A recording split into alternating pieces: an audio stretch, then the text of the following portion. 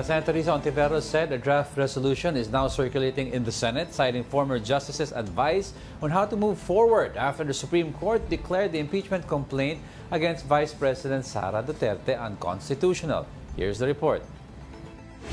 Senator Risa Ontiveros says she is ready to push for the impeachment trial of Vice President Sara Duterte. This despite the Supreme Court's ruling that the complaint is unconstitutional and that the Senate has no jurisdiction over the case.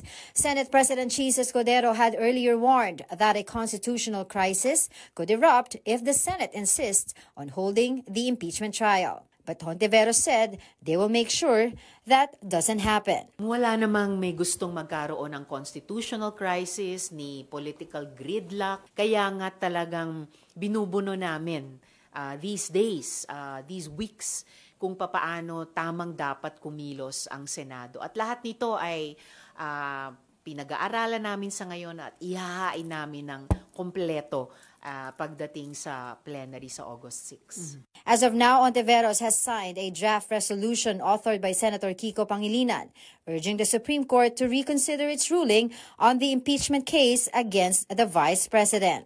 The resolution was also signed by Senator Bam Aquino and Senate Minority Leader Tito Soto.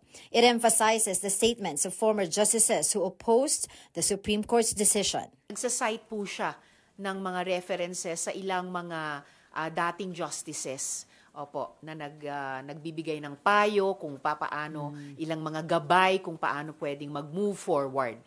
Members of the minority, including Ontiveros and Soto, say Senator Mig Zubiri respects the resolution, but Zubiri stands firm on his position that the Senate must comply with the Supreme Court ruling.